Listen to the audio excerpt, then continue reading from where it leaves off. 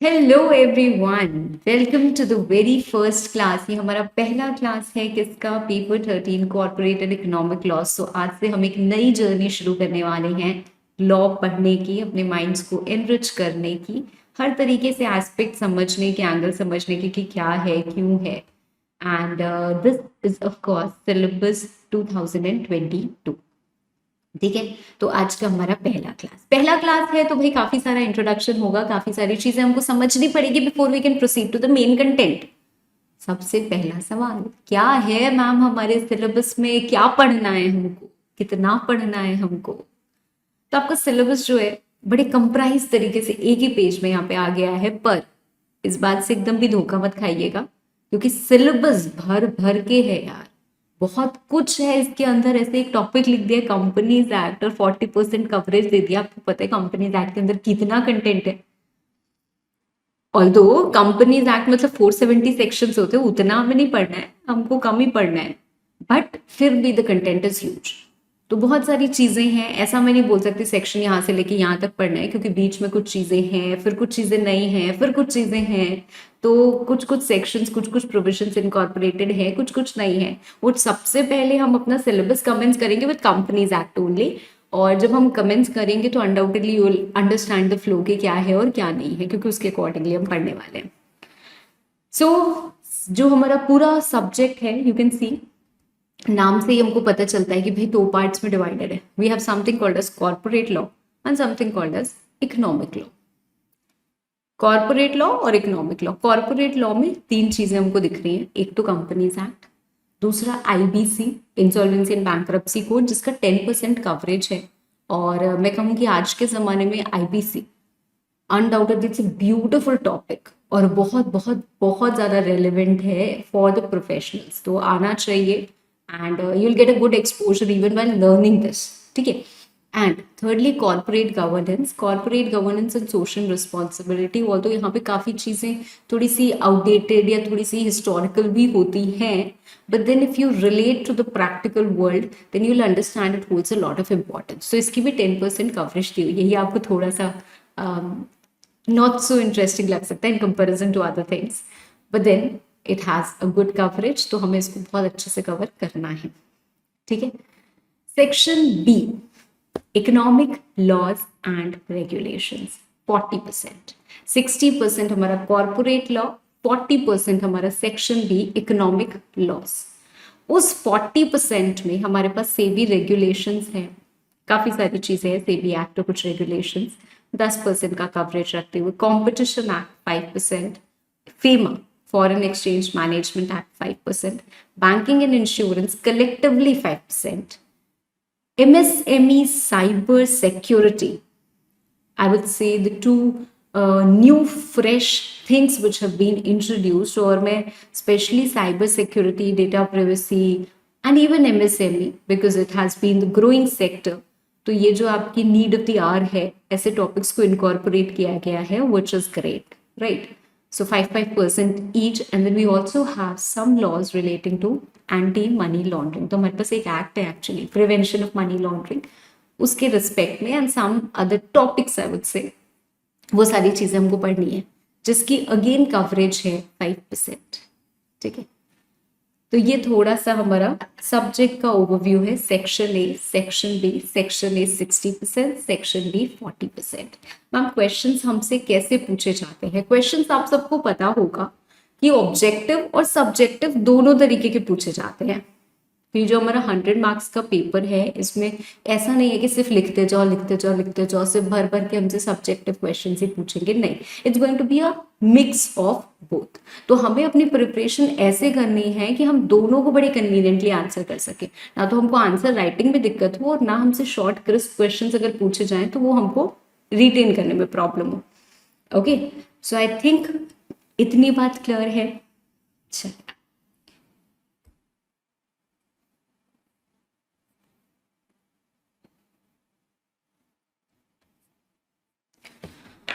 शुरू करना है हमको। Corporate and economic loss.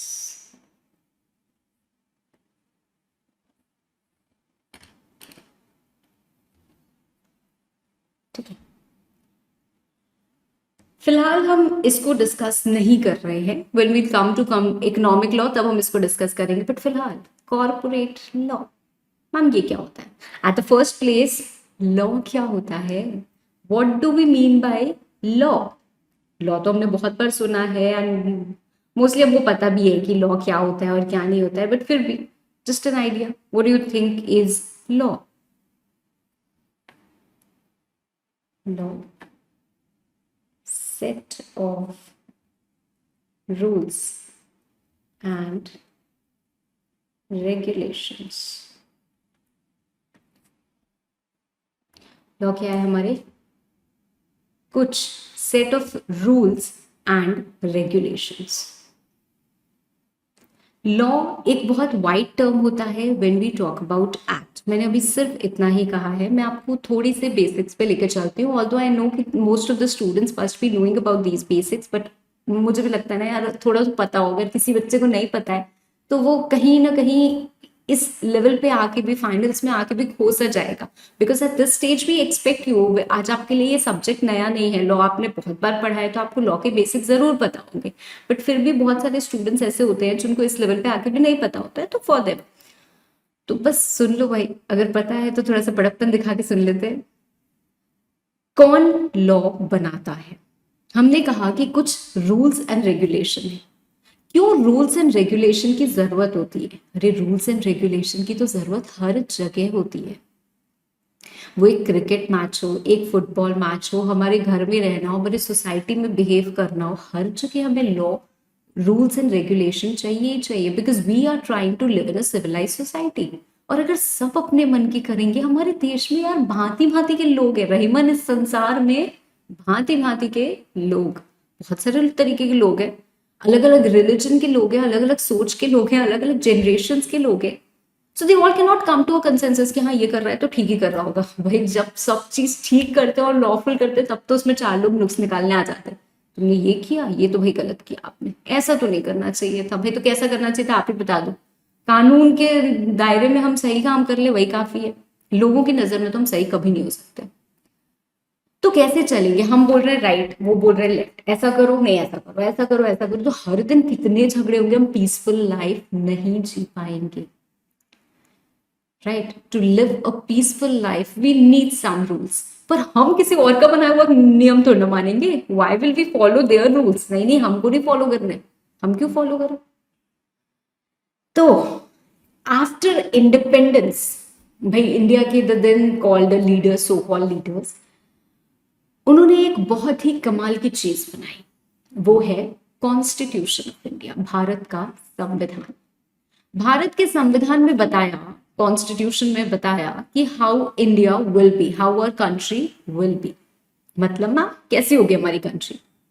हमारी कंट्री डेमोक्रेटिक होगी, सोवरन होगी, मतलब इंडिपेंडेंट होगी, किसी और पे डिपेंडेंट नहीं होगी, सेक्युलर होगी, मतलब इसका कोई धर्म नहीं होगा, it will have no religion, although people of India will be free to practice their own religion, but हम किसी रिलीजन को फेवर नहीं करेंगे।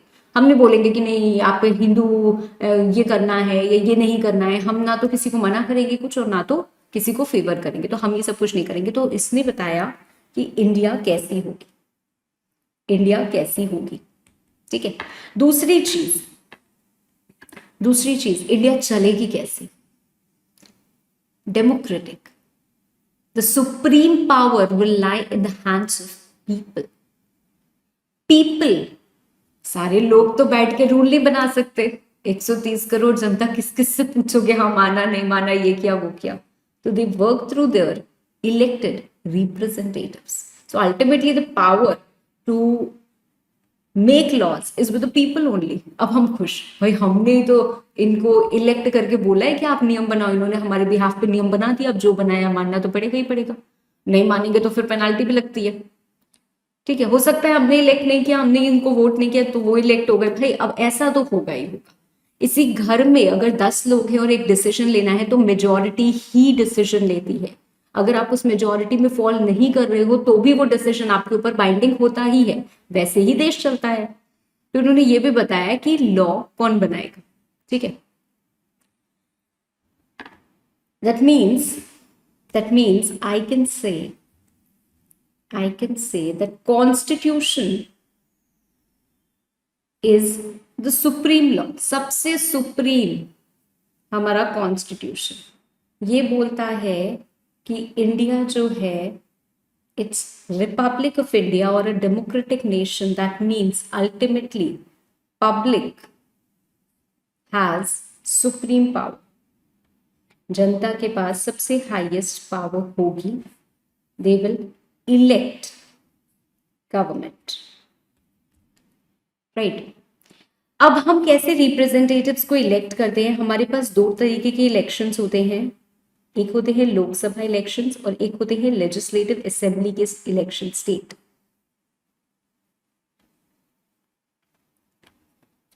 लोकसभा इलेक्शंस मतलब हमने अपने वहां से देखा, हमें लगा कि ये बंदा ठीक है, ठीक काम करेगा, हमारी बातें समझता है, हमारी बातें सुनता है, हमारी तकलीफ समझता है, और इस बंदे को हमने इलेक्ट कर दिया. अब ये जो पर्सन है ये कहाँ जाएंगे? ये जाएंगे लोकसभा में. He will be the member of parliament. Lok Sabha. Lok Sabha is what? It is a सभा, इट इज एन असेंबली. लोगों का मिलने का एक समझ लो, वहां पे लोग मिलके फैसले लेते हैं कुछ. तो ये भी उसका हिस्सा होंगे. वहां पे कुछ सीट्स है, ये भी उसका हिस्सा होंगे. ऐसे देश में अलग अलग जगह से चुन के लोग आएंगे, वो वहां पे बैठेंगे. मान लो अगर लोकसभा में 500 में 300 सीट, एक फिक्टिशियस रैंडम नंबर बोल रही हूं, 500 में मान लीजिए 300 सीट एक पार्टी को मिल गई, बीजेपी को. ठीक है, वो हमारी क्या बन गई? रूलिंग गवर्नमेंट बन गई. उनको बहुमत मिली है, उनको मेजॉरिटी मिली है. So they are the ones who form the government. The government is not making laws, trust me, we are making laws. हम लॉ बना रहे हैं. हमारे कॉन्स्टिट्यूशन में लिखा है कि power to make laws is with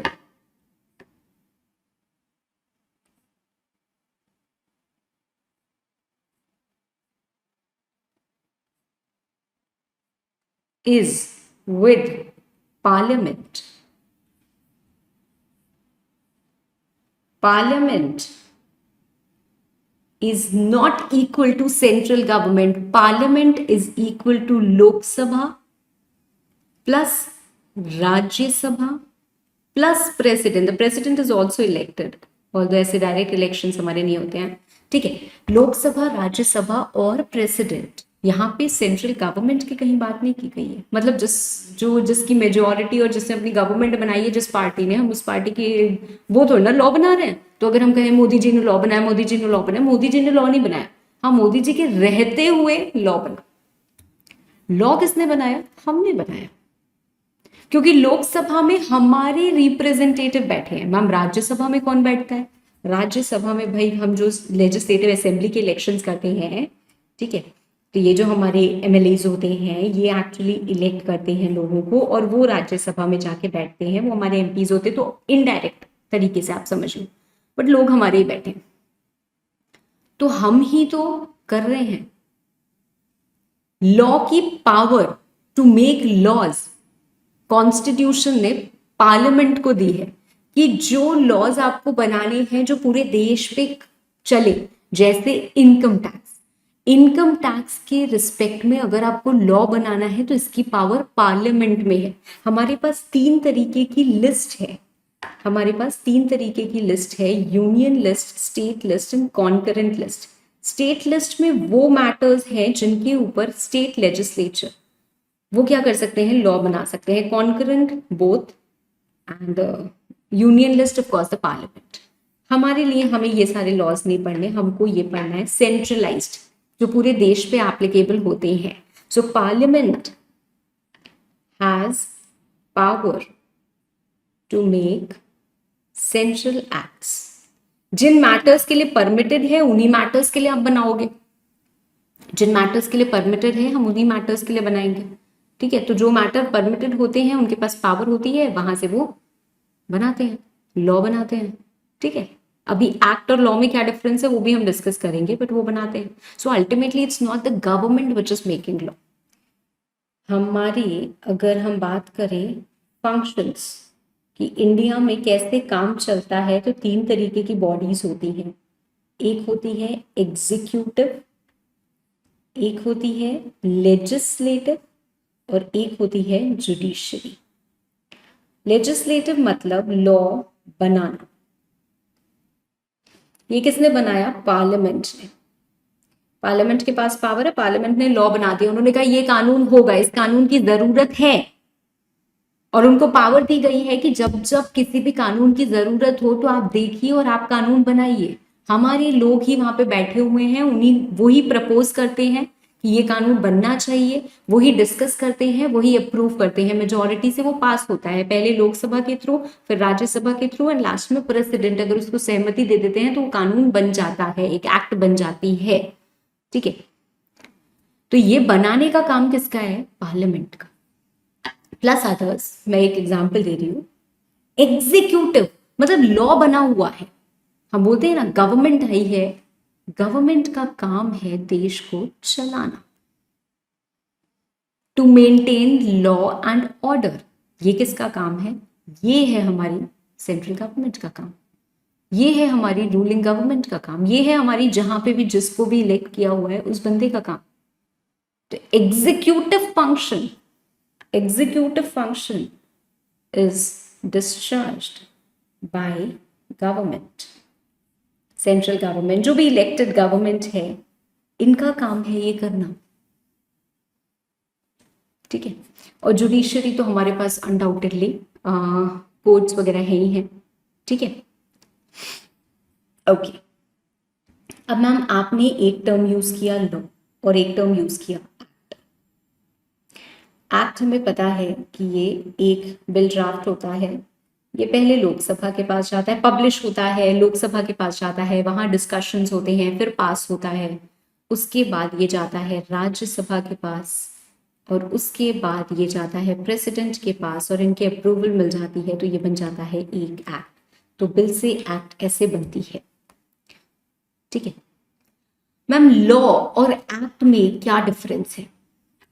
law का मतलब अगर मैं बोलूं एक्ट प्लस में भी रूल्स, रेगुलेशंस, ऑर्डिनेंस, राइट, और हमारे पास सर्कुलर, हमारे पास नोटिफिकेशन, सब चीज आ गई।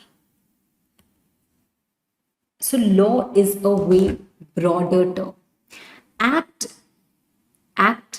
किसी भी स्पेसिफिक चीज से जुड़े हुए सारे नियम को एक जगह संगठित करके आपकी रूल बुक की तरह होती है। Act is a kind of rule book containing only specific matters. मतलब जैसे हम बोलते हैं इनकम टैक्स से जुड़ी हुई बातें इनकम टैक्स एक्ट में, कंपनी से जुड़ी हुई बातें कंपनीज एक्ट में, कॉन्ट्रैक्ट एक्ट से जुड़ी हुई बातें इंडियन कॉन्ट्रैक्ट एक्ट में, नेगोशिएबल इंस्ट्रूमेंट से जुड़ी हुई बातें नेगोशिएबल इंस्ट्रूमेंट्स एक्ट में। तो हमारे पास इस तरीके से एक्ट होती है, और बहुत सारी चीजें होती हैं, रूल्स, रेगुलेशन। कंपनीज एक्ट में भी you have to read a lot of rules. ये करना है, ये कानून बन गया है, पर ये कैसे करना है ये हम सेंट्रल गवर्नमेंट से पूछते हैं, सेंट्रल गवर्नमेंट ने नियम बनाया है, वो बताते हैं हमको। ठीक है, ये सारे के सारे बेसिक्स हैं, इसलिए मैं बहुत ज्यादा उसको इनडेप्थ नहीं बता रही हूँ, थोड़ा सा प्राइमा फेसी बता रही हूँ, ताकि ऐसा नहीं हो कि एकदम आप बेसलेस स्टार्ट करो कि आपको कुछ भी नॉलेज नहीं हो। ठीक है, चलो, right, so I think this is clear.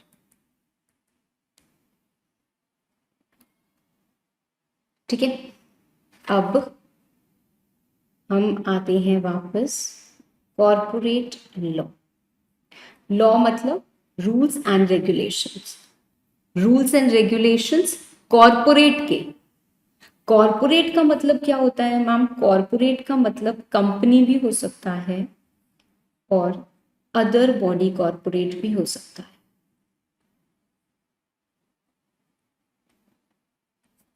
Company example Reliance industries limited, other body corporate example LIC। तो कॉर्पोरेट लॉ, कॉर्पोरेट का मतलब ये दोनों हो सकता है। मैम क्या इन सबसे जुड़ा हुआ हमारा लॉ है? वेल, पहली चीज जो हम अपने सिलेबस में पढ़ने वाले हैं, we are going to read the very first thing, we are not going to read about the body corporate, ठीक है, but the first thing that we are going to read is companies act 2013. It applies on company. Ma'am क्या है company? Company is a form of business organization. Company क्या है? A form of business organization. Will read about company. हमारा जो पहला chapter है हमारे syllabus में, which is companies formation and conversion, उसमें हमको कंपनी के बारे में पढ़ना है. ऑल्दो आपने कंपनी के बारे में आप जानते होंगे, बट फिर भी आपको पढ़ना है तो मैं पढ़ाऊंगी आप, ठीक है. बॉडी कॉर्पोरेट और कंपनी में कोई सिमिलैरिटी होती है क्या? दोनों के सेम फीचर्स होते हैं मैम. एक लाइन लिखती हूं, all companies are body corporate, but all body corporate are not companies. Company का मतलब सिर्फ वही कंपनी होती है जो कंपनीज एक्ट में रजिस्टर्ड. बॉडी कॉर्पोरेट का मतलब वो जिनके पास कुछ फीचर्स हो. तो कंपनी के पास तो वो फीचर्स होते ही होते हैं, तो कंपनी को भी हम कॉर्पोरेट मानते हैं, बॉडी कॉर्पोरेट मानते हैं. पर सारी बॉडी कॉर्पोरेट्स कंपनीज एक्ट में रजिस्टर्ड नहीं होती हैं, इसलिए हम सबको कंपनीज नहीं मान सकते. When I am talking about companies act, it applies to companies. अभी उसके एप्लीकेशन और अच्छे से समझेंगे, बट इवन बिफोर दैट, क्योंकि हम एक सब्जेक्ट शुरू करने वाले हैं, आज हमारा पहला क्लास है. I know the students are filled with doubts. Ma'am क्या करना है, कैसे करना है, ये जो आपने लिखा है ये लिखना है क्या, ये ऐसे नोट्स बनाने हैं क्या, ये करना है क्या, वो करना है क्या, बहुत सारे मन में सवाल होते हैं. तो पहले उन सवालों को दूर करते हैं, उसके बाद हम अपना चैप्टर का थोड़ा सा फ्लेवर ले लेंगे आज, ठीक है. शुरू नहीं करेंगे, बहुत ज्यादा नहीं पढ़ेंगे, बट थोड़ा सा फ्लेवर ले लेंगे, ठीक है. उसके बाद सेकेंड क्लास में will combine. Okay, now law. Theory subject है मैम, नंबर लाने तो बड़े मुश्किल हो जाते हैं. क्या किया जाए, क्या किया जाए भाई? इसमें 4 स्टेप का प्रोसेस होता है. अंडरस्टैंडिंग, बहुत बार सुना होगा ये सब, है ना. समझ, कंसेप्चुअल क्लैरिटी. इसमें आई वुड से कि 90% रोल मेरा है, शायद 10% आपका होगा, to keep your eyes and minds wide open, है ना.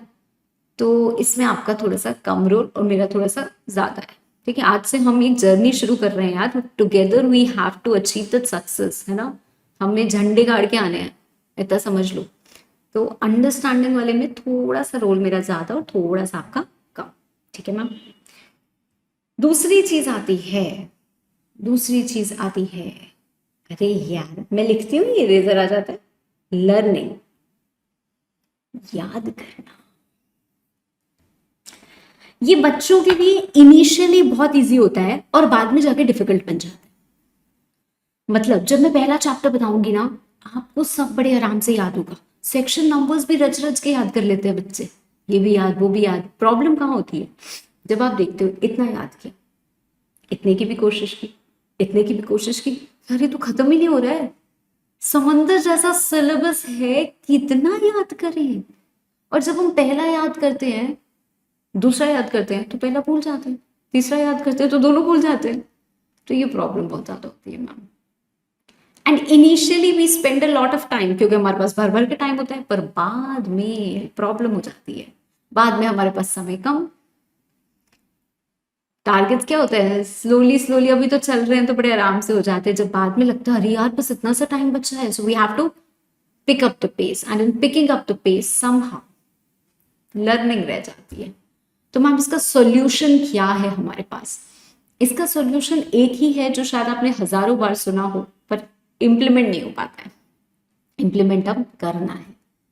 मैं हमेशा हर बच्चे को ये बात कहती हूँ कि आप अपनी जिंदगी के सीईओ, कंपनी के जिस दिन बनेंगे बनेंगे, अपनी जिंदगी के आप सीईओ हमेशा से hire, fire and promote your habits accordingly. अपनी जिंदगी में तो सच्ची हैबिट्स डालो यार।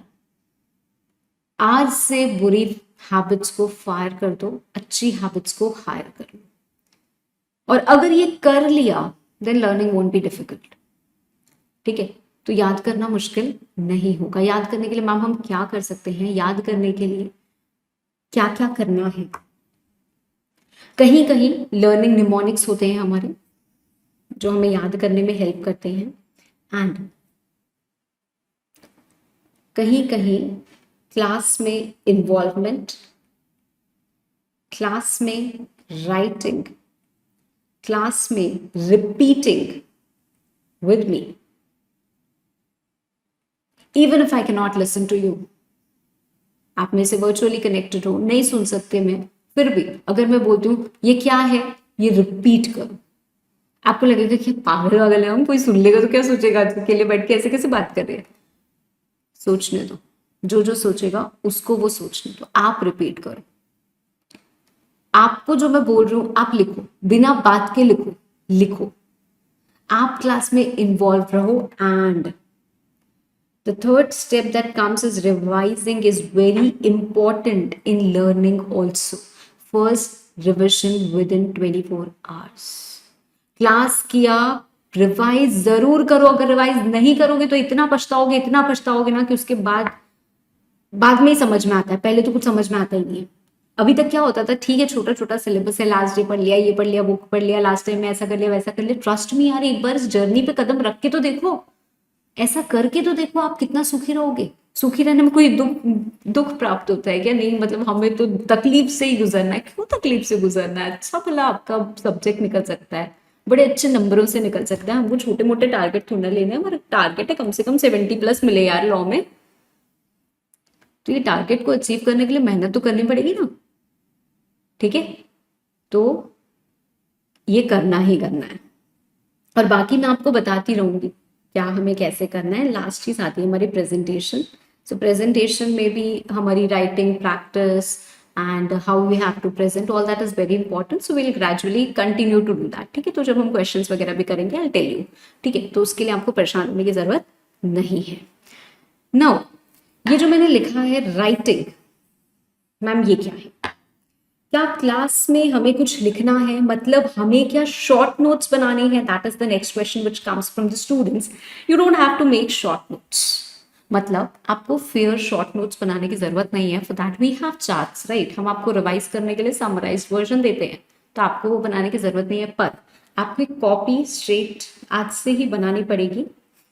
उस कॉपी में आपको, मुझे पता है कि क्लास के साथ साथ बड़ा सुंदर सजा के ऐसे फेयर तरीके से नहीं लिखा जा सकता जिसको आप फ्यूचर में रेफर कर सको फॉर रिवीजन। हर एक पॉइंट नहीं लिखा जा सकता, मिस हो जाता है। और उसके बाद आप बहुत ज्यादा टाइम डिवोट नहीं कर सकते कि हम नोट्स ही बनाए सुंदर तरीके से। आपके पास इतना टाइम नहीं होता है, प्रोफेशनल पढ़ाई आप कर रहे हो, तो we understand that. But copy में आपको क्या लिखना है?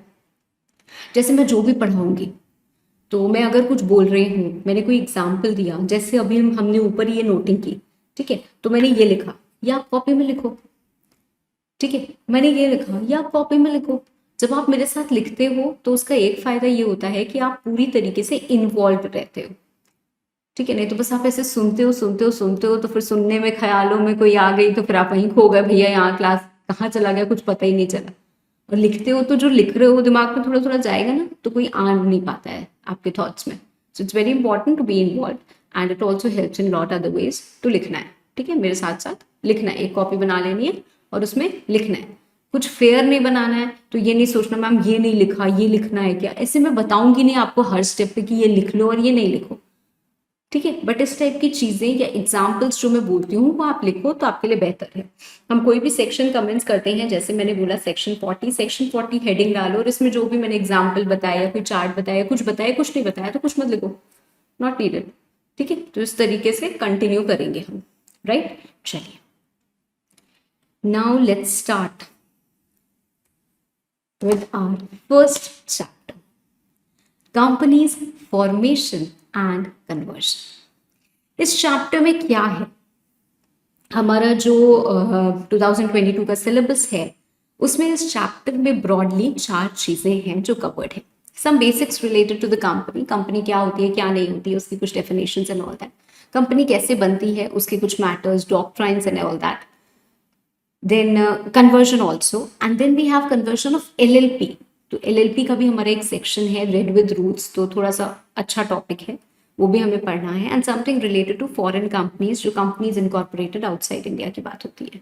ठीक है, ये तीनों चीजें हम इस चैप्टर के अंदर ही पढ़ेंगे, बट व्हेन आई से फॉरेन कंपनीज हम इसको अभी नहीं पढ़ेंगे। मैंने लिखा है given under this chapter, discussed later, because you are too early to discuss this.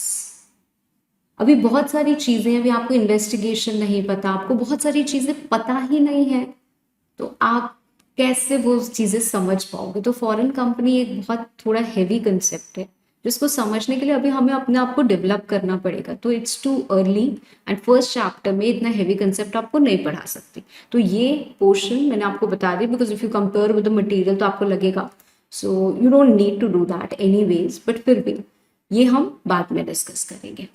ठीक है, fine, okay, great ma'am. Now company का मतलब कुछ लोग साथ में आके काम कर रहे हैं, ठीक है, उसके क्या फायदे होते हैं क्या फायदे नहीं होते वो सब हम अगली क्लास में पढ़ेंगे। ठीक है, और कंपनी की डेफिनेशन क्या होती है, वो जो इस एक्ट में इनकॉर्पोरेटेड है या प्रीवियस लॉज में इनकॉर्पोरेटेड है। जैसे हमारी कंपनीज एक्ट 2013 लगभग 10 साल पुरानी, लगभग। हमारी ये कंपनी जिसका मैंने एग्जांपल दिया, रिलायंस इंडस्ट्रीज लिमिटेड, लगभग 50 साल पुरानी। उसको कंपनी नहीं माने क्योंकि वो कंपनीज एक्ट 2013 में तो रजिस्टर्ड ही नहीं हो सकती भाई, ये तो अभी आई और वो तो कब की है, तो वो भी कंपनी है। क्यों? क्योंकि वो प्रीवियस कंपनी लॉ में रजिस्टर्ड थी। हमारे पास इसके पहले कंपनीज एक्ट 1956 था, 1913 था, 1866 था, बहुत सारे थे। तो वो प्रीवियस कंपनी लॉ में भी अगर रजिस्टर्ड थी तो भी हम उसको कंपनी मानेंगे। कंपनीज एक्ट 2013, 29 चैप्टर्स, उन चैप्टर्स में 470 sections and there after 7 schedules, right, and a lot of content in rules.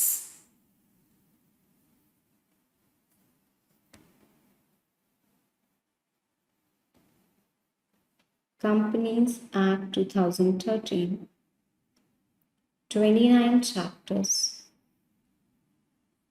इसमें से, although we write this in Roman, इसमें chapter 1 contains 2 sections, section 1, section 2. Section 1, short title, extent,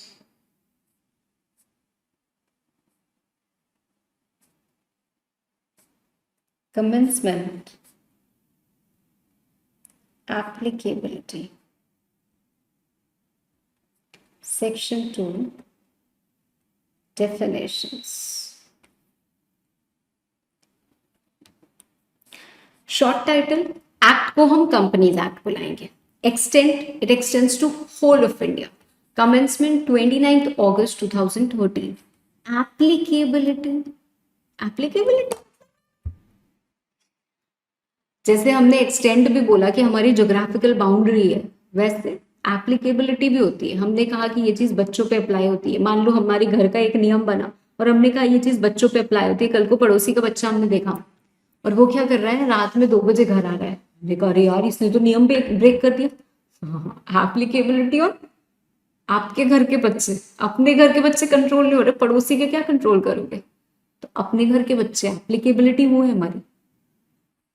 तो हमने जो नियम बनाए इनकी एप्लीकेबिलिटी किस पे होती है, मतलब मैम कंपनीज एक्ट पूरे इंडिया पे अप्लाई करेगी, बट जैसे अगर मैं बिजनेस कर रही हूँ तो मेरे ऊपर भी कंपनीज एक्ट अप्लाई कर जाएगी क्या? नहीं। अगर आप कंपनी हो इस एक्ट में या फिर प्रीवियस कंपनी लॉ में, तो आपके ऊपर ये एक्ट लगेगी, तो आपके ऊपर ये एक्ट लगेगी। 3 स्पेशल तरीके की companies, banking company, insurance company और इलेक्ट्रिसिटी कंपनी। इन 3 तरीके की कंपनी पे भी ये एक्ट लगेगी। अब एक प्रॉब्लम आती है, जब शादी हो जाती है, बीवी की सुने या माँ की सुने, प्रॉब्लम आती है ना। बीवी की सुनो तो माँ नाराज हो जाएगी, माँ की सुनो तो बीवी नाराज हो जाएगी, दोनों की सुने तो मान नहीं सकते, कॉन्फ्लिक्ट है ना। अगर दोनों एक ही बातें बोले तो बहुत बढ़िया बात है, फिर तो दोनों खुश। पर अगर दोनों की बातें अलग अलग तो किसकी सुने। बैंकिंग कंपनी, भाई ये कंपनी है जैसे एक्सिस बैंक लिमिटेड, अब ये बैंक भी है और ये कंपनी भी है। बैंक है तो हमारे पास एक एक्ट है, बैंकिंग रेगुलेशन एक्ट। हमारे पास आरबीआई भी है, आरबीआई भी कंट्रोल करता है, बैंकिंग रेगुलेशन एक्ट गवर्न करती है सारे बैंक्स को। और क्योंकि ये कंपनी है तो इसके ऊपर कंपनीज एक्ट भी लगी हुई है। बाबा रे, 2 स्टैट्यूट लगे हुए हैं। अब ये बेचारा बैंक किसकी सुने। अगर कंपनीज एक्ट और बैंकिंग रेगुलेशन एक्ट एक ही बात बोलेंगे तो आप को कोई प्रॉब्लम ही नहीं है, पर अगर ये दोनों अलग अलग बात बोलेंगे तो हम किसकी सुने। माँ और बीवी में कोई सोल्यूशन नहीं है, बट यहाँ सोल्यूशन है। यहाँ सोल्यूशन क्या है, आप स्पेसिफिक रेगुलेशन की सुनोगे। मतलब यहाँ पे आप बैंकिंग रेगुलेशन एक्ट, यहाँ पे इंश्योरेंस एक्ट एंड एडा एक्ट, यहाँ पे इलेक्ट्रिसिटी एक्ट, ये 3 रिस्पेक्टिव रेगुलेशंस हैं। अगर कोई इनकंसिस्टेंसी होती है, मतलब कंपनीज एक्ट और ये 2 अलग अलग बातें कहती हैं, तो आप इन एक्ट्स की सुनोगे। ऐसी एप्लीकेबिलिटी है, ये स्पेशल एप्लीकेबिलिटी है। कंपनीज एक्ट की हमेशा नहीं सुननी है, अगर इनकंसिस्टेंसी है तो इनकी सुननी है। Okay, right. So Companies Act extends to whole of India. Provisions of the Act shall apply to companies under this Act or previous company law, insurance, banking, electricity. So far the provisions are consistent. If they are inconsistent, then you will listen to the specific regulation. कोई भी और company जो किसी special act से governed हो, and कोई भी और बॉडी कॉर्पोरेट जिसको गवर्नमेंट नोटिफाई करती, ठीक है, इन पे कंपनीज एक्ट लगता है। कंपनीज एक्ट में हमारे पास कुछ अथॉरिटीज होती हैं। हमने बोला कि गवर्नमेंट एग्जीक्यूटिव फंक्शन करता है ना। मतलब गवर्नमेंट बताता है कि ये काम कैसे करो। एग्जीक्यूटिव, जो लॉ बन गया है वो लॉ एग्जीक्यूट हो, सब उसको माने, इस बात को इंश्योर करना गवर्नमेंट के हाथ में होता है। गवर्नमेंट काम करता है थ्रू अपनी मिनिस्ट्रीज, और हमारे पास MCA that is ministry of corporate affairs है, जो कंपनी के मैटर्स पे डील करता है। तो अगर हमारे पास कंपनीज एक्ट है, पार्लियामेंट ने लॉ बनाया, एक्ट बनाई और उसमें बोल दिया कि कंपनी आपको ये कंप्लायंस करना है, कंपनी आपको ये इंफॉर्मेशन देनी है, किसको देनी है, कब देनी है, कैसे देनी है, ये सब कौन बताएगा, मिनिस्ट्री के बनाए हुए रूल्स। तो ये रूल्स प्रिस्क्राइब करते हैं, तो हमारी हर एक चीज MCA के अंडर आती है। MCA is the governing thing of companies. Apart from that हमारे पास ROC है, RD है, NCLT है, NCLAT है। ROC मतलब registrar of companies. Registrar of companies मतलब who maintains records relating to company, appointed in every state। भाई हर एक state में ROC होता है। 2 स्टेट्स ऐसी हैं जहां पे डबल ROC भी है। हर स्टेट में ROC होता है, रजिस्ट्रार ऑफ कंपनीज। हम कंपनी बनाते हैं, हम उनको इंफॉर्मेशन देते हैं, डॉक्यूमेंट्स देते हैं, वो हमारे डॉक्यूमेंट्स संजो के रखते हैं। फिर हम बैलेंस शीट बनाते हैं, हम उनको इन्फॉर्मेशन देते हैं, वो हमारी बैलेंस शीट संजो के रखते हैं। तो वो हमारी सारी इन्फॉर्मेशन को स्टोर कर करके रखते हैं। वो स्टोर हाउस होते हैं, एक तरीके से रजिस्ट्रार होते हैं, जिनके पास सारे रिकॉर्ड्स मेंटेन किए जाते हैं। और उनके पास कुछ और पावर्स भी हैं, छोटी मोटी परमिशन देने की। इनके ऊपर आता है आरडी। आरडी मतलब regional director. Regional director, regional director कौन होता है? जो आरओसी को सुपरवाइज करता है। कौन से आरओसी को? जो उनके रीजन में फॉल करते हैं। तो मे बी इस रीजन को असाइन कर दिया गया, उस रीजन में 3 आरओसी आ गए, तो वो तीनों आरओसी की वर्किंग को सुपरवाइज करेंगे। सुपरवाइज वर्किंग ऑफ आरओसीज, ठीक है। और ये दोनों National Company Law Tribunal and National Company Law Appellate Tribunal, ये दोनों क्या हैं? एक्ट एज जज अंडर, एक्ट एज जज नहीं, act as court under Companies Act. ये हमारी जुडिशियल बॉडीज होती हैं। कोई प्रॉब्लम होती है तो हम नॉर्मल कोर्ट के पास नहीं जाते, हम एनसीएलटी के पास जाते हैं। एनसीएलटी से खुश नहीं तो एनसीएलटी के पास जाते हैं, ठीक है। फिलहाल इतना काफी है। बाकी आप जैसे जैसे जो धीरे धीरे चीजें पढ़ोगे तो आपको ये क्लैरिटी मिलती जाएगी। ये प्राइमा फेसी आपकी इंफॉर्मेशन है जो आपके पास होनी चाहिए। ओके, चलो, thank you everyone. Hello everyone, let's start today's class. और आज का ये जो क्लास है ये बहुत ही बेसिक क्लास है। अगर मैं कि एक 5th क्लास के बच्चे से बोलूँगी do you know what ABCD is, ABCDEF, are you kidding me? तो वही हाल हमारा आज की इस क्लास में भी होने वाला है, क्योंकि आज हम डिस्कस करने वाले हैं द कैरेक्टरिस्टिक्स ऑफ कंपनी, जो सुन के शायद आपका भी मन यही करे मुझसे बोलने का, मैम आर यू किडिंग मी?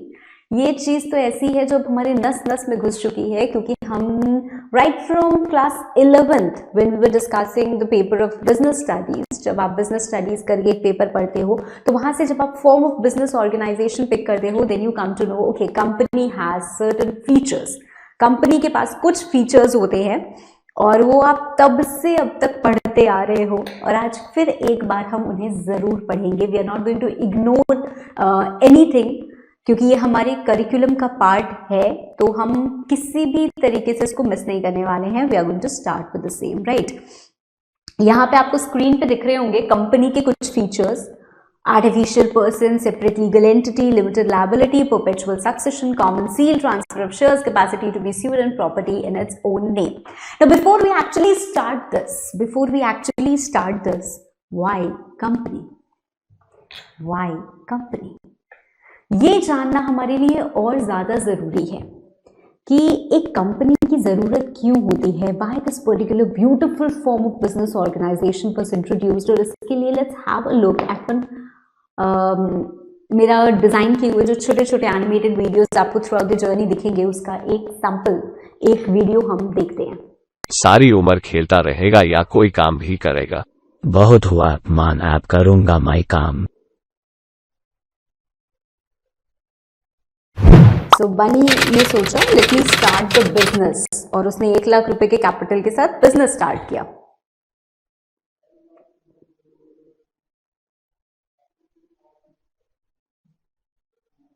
$5 लाख का लोन लिया, तो लुट गए, हाँ लुट गए।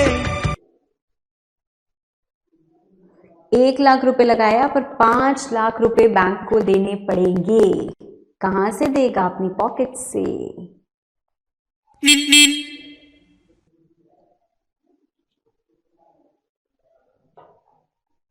बनी डाइड, बिजनेस डाइज।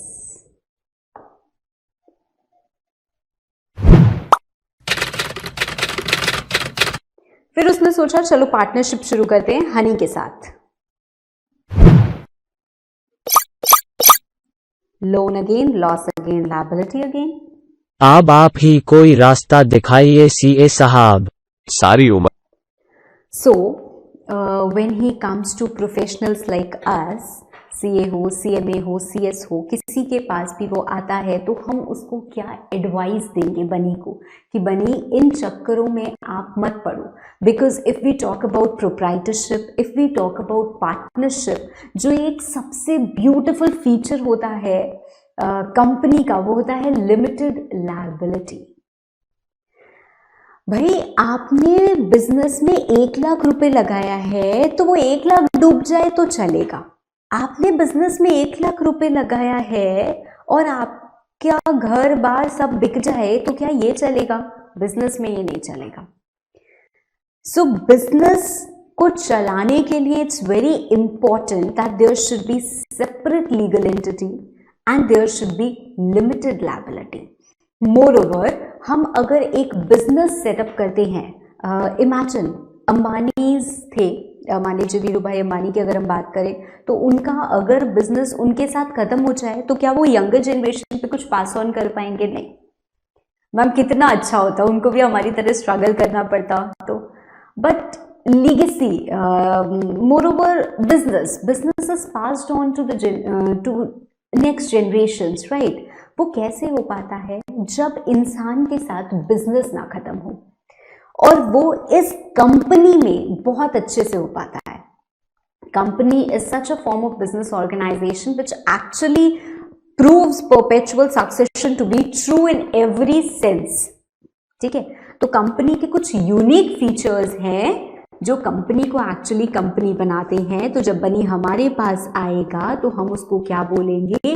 छोड़ो ये ट्रेडिशनल बातें, आओ कंपनी का रिबन काटें। तो हम एक कंपनी इनकॉर्पोरेट करवा देंगे बनी से, और कंपनी कैसे इनकॉर्पोरेट कराएंगे उसका प्रोसीजर हम बाद में पढ़ेंगे। पहले हम जानने वाले हैं कंपनी के रिस्पेक्ट में कुछ बातें। कंपनी भाई आर्टिफिशियल पर्सन है कि नेचुरल पर्सन है? नेचुरल है। शादी करा दे कंपनी की। सोचो, Reliance getting married to Infosys, कितना अच्छा रहेगा ना? ऐसा हो सकता है क्या? नहीं हो सकता। भाई शादी तो चलो किसी तरीके से लोग करा भी सकते हो, उसके आगे का सोचो। अब जिसको जितना सोचना है वो उतना सोच लो, बट नहीं हो सकता। It's not possible. Company is an artificial person. Person क्यों बोलते हैं? बिकॉज बहुत सारे कंप्लायंसेस होते हैं जो एक सिटीजन को करने होते हैं, वैसे ही company is a corporate citizen company को भी करने होते हैं। So company cannot see with their own eyes, they cannot hear, they cannot say anything, they cannot get married, of course, they cannot have divorce. तो पर फिर भी artificial person होते हैं, नेचुरल पर्सन नहीं होते हैं। They come into existence not by natural birth but by the legal process. Separate legal entity. Separate legal entity का केस लॉ ऐसे अगर मैं छुपा भी दूं, मुझे पूरा का पूरा यकीन है कि बच्चा बच्चा हर स्टूडेंट उठ खड़ा होके बताएगा मैम सैलमन वर्सेस सैलमन। तो ये केस लॉ इतना ज्यादा पूरी कंपनी लॉ में, आई डोंट थिंक अगर आपको एक केस लॉ याद होगा तो ये तो डेफिनेटली याद होगा, ऐसा हाल रहता है। But even for the ones who don't remember, salmon कौन था? बड़ा ही शातिर इंसान था एक। उसने क्या किया? सैलमन एक बिजनेस करता था एंड ही डिसाइडेड कि चलो मैं एक कंपनी बना लेता हूँ। तो सैलमन ने एक कंपनी बना ली और बड़ी खुदा की मेहरबानी थी सैलमन के ऊपर, क्योंकि बच्चे उसके पास बहुत सारे थे। ठीक है, तो जितने बच्चे और ऑफ कोर्स द स्पाउस, तो सबको मिला के टोटल हमारे पास 7 लोग हो गए to form a public company. Public company बनाई।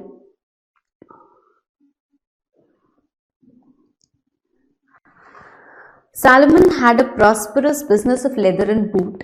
He formed a limited liability company. The shareholders were Salomon himself, his wife, his daughter and his 4 sons. So 5 kids, 6 and 7. Total 7 लोग हो गए Salomon के पास company बनाने के लिए। In house इतने लोग मिलकर कंपनी बन गई। ठीक है, पूरा का पूरा जो बिजनेस था वो कंपनी को ट्रांसफर कर दिया। सारे शेयर होल्डर्स के पास एक एक शेयर था, बाकी सारे शेयर सैलमन के पास थे। ठीक है, सैलमन ने क्या किया? जब बिजनेस ट्रांसफर किया, प्रोप्राइटरशिप बिजनेस था, बिजनेस ट्रांसफर किया टू अ कंपनी, तो कुछ शेयर्स लिए, कुछ डिबेंचर्स इशू कर लिए। I hope you are getting it. See this is not something जो मैं बहुत ज्यादा आपको डिटेल में पढ़ाने वाली हूँ, and if you feel is the problem actually, you can not. ये कौन है मैम? ये हंसते खेलते बच्चे हैं आपकी तरह। जब हम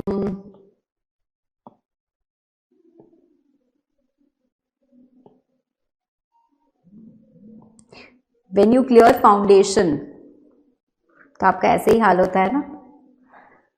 उसके बाद थोड़ा सा इंटर लेवल पे जाने के बाद थोड़े से और सीरियस हो जाते हो, और फाइनल लेवल के पे जाने के बाद एकदम पता नहीं हम क्या बन जाते हैं। तो वैसे ही कुछ हंसते खेलते मुस्कुराते बच्चे हैं, इनकी हंसी ऐसे ही इंटैक्ट हम रहने देते हैं, हम अपना कंसेप्ट समझते हैं। ठीक है, हमारे पास दो लोग हैं, एक है हमारे पास सैलमन और एक है हमारे पास ये कंपनी। ठीक है, सैलमन ने क्या किया, सारा बिजनेस ट्रांसफर कर दिया और इसके अगेंस्ट क्या लिया भाई? परचेज कंसीडरेशन, अमालगमेशन, मर्जर, ये सब आपने पढ़ा है ना। तो परचेज कंसीडरेशन कुछ तो मिलेगा, तो यहाँ पे क्या दिया गया, इनको कुछ शेयर्स दिए गए और साथ साथ इनको कुछ डिबेंचर्स भी दे दिए गए। ठीक है, नॉट अ प्रॉब्लम, कुछ शेयर्स दिए गए और कुछ डिबेंचर्स दे दिए गए और कुछ बैलेंस अमाउंट क्या किया गया, कैश में पे कर दिया गया। ठीक है, सैलमन खुद एमडी था, उसके दो और बेटे डायरेक्टर्स थे। And after 1 year, the company ran into financial difficulties and all the debenture holders appointed a receiver and the company went into liquidation. भाई कंपनी को बंद करने की नौबत आ गई। अब सुनना बड़े ध्यान से, हुआ क्या, ये कंपनी की बैलेंस शीट है।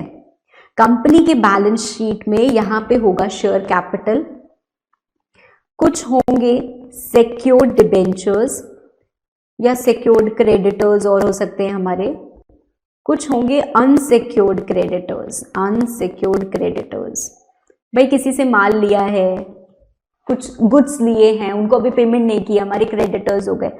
और यहां पे हमारे होंगे एसेट्स। होगा क्या, इन एसेट्स को हम सेल ऑफ करेंगे, बेचेंगे एसेट्स को। एसेट्स से जो हमको पैसा मिलेगा उनसे हम लायबिलिटीज पे ऑफ करेंगे। कैसे लायबिलिटी पे ऑफ करेंगे भाई? पहले सिक्योर्ड क्रेडिटर को देंगे, फिर अनसिक्योर्ड क्रेडिटर को देंगे और फिर शेयर होल्डर्स को देंगे। ठीक है भाई, ये भी ठीक है। अब प्रॉब्लम सुनो क्या हुआ। जैसे ये एसेट्स को बेचा गया, सिक्योर्ड क्रेडिटर्स को पेमेंट की गई, which includes the debenture holders. और ये डिबेंचर्स किसके पास है? इसी के पास तो है। तो मतलब सैलमन को पेमेंट यहां कर दी गई, कुछ पेमेंट तो की गई ना, और उसके बाद अनसिक्योर्ड क्रेडिटर्स के लिए पैसा ही नहीं बचा। ठन ठन ठन ठन, कुछ भी नहीं बचा। अब ये अनसिक्योर्ड क्रेडिटर्स भड़क गए, उन्होंने कहा कि ये इसी की कंपनी है। मान लीजिए मिस्टर अंबानी अपनी कंपनी चला रहे हैं, मिस्टर अंबानी की कंपनी में कुछ प्रॉब्लम हो गई, एन नंबर ऑफ क्रेडिटर्स खड़े हुए हैं, मिस्टर अंबानी ने सब एसेट वेसेट बेचे, खुद को पैसे ले लिए और क्रेडिटर्स एज इट इज खड़े। क्रेडिटर्स नाराज नहीं होंगे क्या? बोलेंगे ये कौन सी बात हुई भाई, आप ही की कंपनी है, आपने ही ये सारा किया है, आपने इधर उधर से लोन लिया, सारा पैसा अपना तो निकाल लिया, हमारा पैसा डुबा दिया, तो ये तो गलत है, पैसे इनको नहीं मिलने चाहिए। बट लॉ की नजर में देखो तो कंपनी अलग एंड सैलमन अलग। Salmon is a valid debenture holder और सैलमन और कंपनी सेम चीज नहीं है कि आप ये आर्ग्यू करो कि उन्होंने खुद को पैसे दे दिए। खुद को नहीं दिए भाई, कंपनी ने सैलमन को दिए। They both are separate legal entities, they both are separate legal entities, right? So the said company comes into existence after registration। Company validly constitute की गई थी, कंपनी की अपनी एग्जिस्टेंस है, distinct from its members and share holders can not be held liable for the acts of the company. भाई company डूबी है, company डूबी है, सैलमन नहीं डूबा है, सैलमन ने नहीं डुबाई है, सैलमन ने नहीं डुबाई है। इस पॉइंट को हम कंटिन्यू करेंगे when we discuss about corporate well. Okay,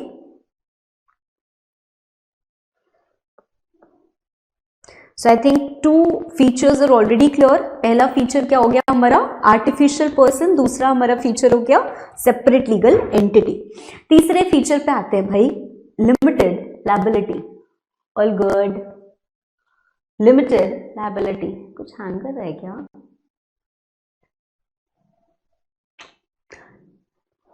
limited liability, beautiful feature. बनी को इसी फीचर ने तो डुबोया था भाई। बैंक से लोन ले रहे हैं 5 लाख का, अगर हम नहीं रीपे कर पाते, हमारा बिजनेस नहीं चलता है, तो हमें तो अपनी पॉकेट से पैसे देने पड़ेंगे। पर अगर हमने कंपनी बना के कंपनी के नाम पे लोन लिया है और हमारा बिजनेस नहीं चल पाता है, तो भी हमें अपनी पॉकेट से पैसे नहीं देने। कंपनी के पास पैसे हैं तो कंपनी देगी, हम तो नहीं देंगे। That means the liability of company is unlimited, but the liability of members is restricted, is limited to the extent of unpaid amount on shares held by them. ये जो लिमिटेड बाय शेयर्स और limited by guarantee है, मैं आपको quickly बता रही हूँ, बाकी हम जब क्लासिफिकेशन ऑफ कंपनीज पढ़ेंगे then we will read about it again.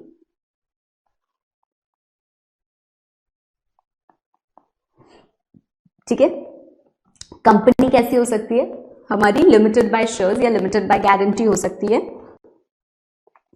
It can also be an unlimited company, but बहुत रेयर केस में आपको unlimited company, will hardly find an unlimited company in India as of now.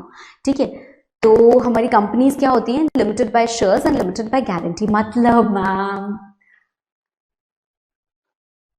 जैसे अगर मैं salmon का ही case लूं, salmon है, उसके 4 बेटे 1 बेटी, that is 4 sons, 1 daughter, 1 wife and Salomon himself. These are all members of that particular company.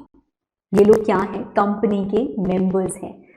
Company को फाइनेंशियल डिफिकल्टी हुई, क्या कंपनी सैलमन से जाएगी और बोलेगी कि आप मुझे 20 लाख रुपए दीजिए, आप मुझे 20 करोड़ रुपए दीजिए, आपने इतना सुंदर फार्म हाउस बनाया, इस फार्म हाउस को बेच दीजिए, 20 करोड़ का ये फार्म हाउस है, उसको बेच दीजिए और पैसे दीजिए, हमें बैंक का लोन रीपे करना है। भाई कंपनी तो आपने ही बनाई है ना। सैलमन बोलेगा वाह, मैंने ये कंपनी बनाई ही इसीलिए ताकि मैं इन चक्करों से दूर रहूं। अगर मुझे ऐसे ही काम करना था तो मैं कंपनी क्यों बनाता? मैं बनी की तरह प्रोप्राइटरशिप ही नहीं बना लेता, नहीं तो पार्टनर किसी को ढूंढ लेता, मैं और मेरी बीवी पार्टनर बन जाते और हम तो अपना पार्टनरशिप बिजनेस चला लेते। अगर हमें ऐसे ही काम करना था तो मुझे इन चक्करों से दूर रहना है भाई। ये कंपनी की जिम्मेदारी है, कंपनी की लायबिलिटी है, कंपनी जाने। आपको नहीं लगता कहीं ना कहीं बड़ी नाइंसाफी हो रही है? हर चीज में भाई कर रहा है सैलमन सब कुछ, और जब भी कुछ दिक्कत आ रही है कंपनी जाने, कंपनी जाने, कंपनी जाने। हाँ, तो यही तो एडवांटेज दिया जा रहा है। This makes this form of business organisation unique, but इसका गलत फायदा भी उठाया जा सकता है, और जब इसका गलत फायदा उठाया जाता है तब कुछ होता है। वो क्या होता है अभी हम पढ़ेंगे। ठीक है, नाउ अगर कंपनी में शेयर्स होते हैं, शेयर कैपिटल होता है, तो जो मेंबर्स होते हैं उनकी लायबिलिटी सिर्फ उतने तक लिमिटेड होती है। अगर 10 रुपए का शेयर मैंने सैलमन को दिया है तो सैलमन की रिस्पॉन्सिबिलिटी है, सैलमन की ड्यूटी है कि सैलमन आप 10 रुपए कंपनी को दीजिए, क्योंकि 10 रुपए का आपने शेयर लिया है। 10 रुपए से अगर आपने 5 ही रुपए अभी तक दिए तो 5 अभी आपकी लायबिलिटी है, तो आपकी लायबिलिटी 5 रुपए हुई। जिसने 10 में से 10 पूरा दे दिया उसकी लायबिलिटी 0 हो गई। जिसने 10 में से 10 कुछ भी ले दिया उसकी लायबिलिटी पूरी 10 रुपए है। तो कितनी लायबिलिटी बनी मेंबर्स की? जो अमाउंट आपने अभी पे नहीं किया है, the amount which is unpaid on the shares held by the person. And guarantee क्या होता है? Amount guaranteed by him. Salomon ने बोला भाई कोई भी प्रॉब्लम होगी तो मैं गारंटी लेता हूं कि मैं 1 लाख रुपए दे दूंगा। सैलमन की वाइफ ने बोला कि मैं 1.5 लाख रुपए दे दूंगी। सैलमन के बच्चों ने बोला कि हम 50-50 हजार रुपए दे देंगे। तो जितना जितना अमाउंट उन्होंने गारंटी किया ना, उतना उतना वो देंगे। ठीक है, I think there is some problem, just a second. Now next one is perpetual succession. Perpetual succession का क्या होता है? परपेचुटी आपने पढ़ा होगा, एन्युटी पढ़ा होगा, राइट? तो परपेचुटी क्या होती है? इन्फिनिटी, है ना। जब तक मतलब फॉर सम अनफोर्सीन फ्यूचर जब तक चलते जा रहे हैं, देखते जा रहे हैं, तब तक वो चलेगी ही चलेगी ही चलेगी। जिसको आप गोइंग कंसर्न करके भी एक कॉन्सेप्ट पढ़ते हो अकाउंट्स में, तो आपको ये पता चलता है perpetual succession, this is going to continue on and on and on. किसी की लाइफ की तो आजकल कोई गारंटी है नहीं भाई। पहले तो होता था कि लाइफ एक्सपेक्टेंसी होती थी हमारी 75, और बाबा नाना जो हमारे एल्डरली लोग हैं, इनफैक्ट बहुत सारे ऐसे लोग होते थे जो 100 साल भी जीते थे। आज के टाइम में तो ऐसा है नहीं भाई। देखो 60 आते आते एकदम पूरे आप उलट जाते हो, और समहाउ 65, 70, 75 हो गया, that's it, right. So the same thing happens over here also. हमें नहीं पता कि मैंने ये कंपनी स्टार्ट की है, मैं कब तक इस कंपनी के साथ रहूँगी, बट द पॉइंट इज कि कंपनी को रहना है। मैं हो सकता है आई मे चेंज, हो सकता है I may sell the company to someone else, हो सकता है I may transfer my shares to someone else, हो सकता है I may die, but the company is going to go on and on. So company goes on forever. Members may come, members may go, members may die. The company goes on and on and on. एक artificial person है तो artificial तरीके से existence में आई है। It is created by law, right. So since it is created by law, it is also going to die by law.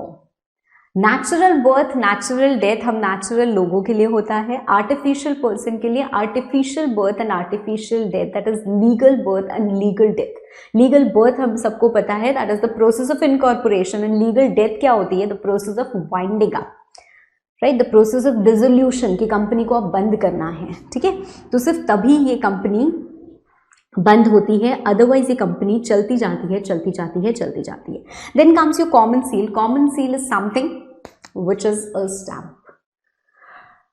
Earlier it was mandatory. पहले के समय में कंपलसरी हुआ करता था कि कंपनी ने ये डॉक्यूमेंट बनाया, कंपनी ने ये भेजा है, इस पे स्टैंप नहीं है, इनवैलिड हो गया। कंपनी का ये चीज है, इस पे स्टैंप नहीं, इनवैलिड हो गया। बट अब वो कॉमन सील मैंडेटरी नहीं है। कुछ कंपनीज में अभी भी कॉमन सील होती है, कुछ कंपनीज में कॉमन सील नहीं होती। मैम जहां कॉमन सील नहीं होती वहां कोई तो साइन करेगा ना, क्योंकि कंपनी का सिग्नेचर कॉमन सील हो गया। कॉमन सील अब मैंडेटरी नहीं है, जरूरी नहीं है, ऑप्शनल है, हो भी सकती है, नहीं भी हो सकती। तो कंपनी का सिग्नेचर तो कॉमन सील था, तो अब कौन साइन करेगा? तो अभी मैं आपको पढ़ाऊंगी बाद में कि कौन साइन करता है, ठीक है। ट्रांसफरेबिलिटी ऑफ शेयर्स, ये भी एक यूनिक फीचर है कंपनी का। जैसे मैंने आपको बोला ना, मेंबर्स में चेंज, मेंबर्स बदल सकते हैं। मैंने कंपनी बनाई, ठीक है, मैंने कंपनी बनाई, मेरे पास कंपनी के 50 शेयर्स है। या सैलोमन की अगर बात करें तो सैलोमन के पास कंपनी को ऑलमोस्ट सारे शेयर्स थे। अब सैलोमन चाहता है कि उसका एक जो बेटा है वो धोखेबाज निकल गया, ठीक है, तो उसने कहा कि मैंने तो इसको भी शेयर दे रखा है, इसको भी कंपनी का हिस्सा दे रखा है, तो ये भी कंपनी में कंपनी ग्रो करेगी तो ये भी ग्रो करेगा। मैं नहीं चाहता कि ये ग्रो करे और मैं इससे शेयर वापस लेना चाहता हूँ। तो सैलोमन क्या करेगा? वो शेयर किसी दूसरे बेटे को, जो उसका बड़ा बेटा है और बहुत जिम्मेदार है, बहुत रिस्पॉन्सिबल है, उसको लेके ट्रांसफर कर दिया। कर सकते हैं क्या ऐसा? बिल्कुल कर सकते हैं, बिल्कुल कर सकते हैं।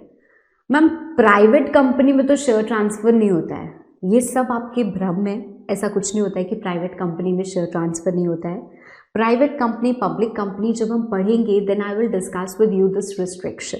But as of now company के फीचर्स क्या हैं? भाई शेयर्स ट्रांसफर हो सकते हैं। ओके, सो कंपनी के फीचर्स की अगर स्टार्टिंग से हम बात करें, आर्टिफिशियल पर्सन होती है कंपनी, सेपरेट लीगल एंटिटी होती है, परपेचुअल सक्सेशन होता है, लिमिटेड लायबिलिटी होती है, शेयर्स ट्रांसफर हो सकते हैं, कंपनी की प्रॉपर्टी अलग और हमारी प्रॉपर्टी अलग। इसके लिए एक केस लॉ भी होता है। केस लॉ तो खैर आपको हर ही जगह मिल जाएंगे। देखो एक चीज बताती हूँ।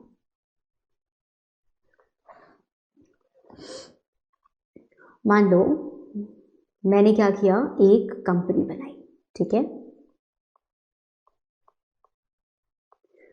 कंपनी का एक गोडाउन, उस गोडाउन में थे बहुत सारे मोबाइल फोन्स, क्योंकि मैं इसी का बिजनेस करने वाली थी। तो मैं मोबाइल फ़ोन्स को ख़रीद के उनको रिटेल स्टोर पे बेचने वाली थी। ये मेरा काम था। तो मैंने बहुत सारे मोबाइल फ़ोन्स गोडाउन में रख रखे थे। मुझे लगा कि यार ये गोडाउन में तो आग वाग लग सकती है, इलेक्ट्रॉनिक सामान है, ज़रा सा होगा तो ख़राब हो जाएगा पूरा, मुझे बड़ा लॉस हो जाएगा। तो मैंने क्या किया, मैंने कहा कि मैं इंश्योरेंस लेना चाहती हूँ, मैं इंश्योरेंस लेना चाहती हूँ इन मोबाइल फ़ोन्स पे। तो मैंने क्या किया, इंश्योरेंस कंपनी को बुलाया और उनसे इंश्योरेंस ले लिया।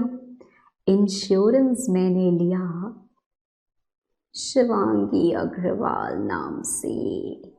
मुझे लगा मेरी कंपनी, मेरा गोडाउन, मेरे मोबाइल फ़ोन्स की फ़र्क पैंदा है, तो मैंने अपने नाम से ये इंश्योरेंस ले लिया।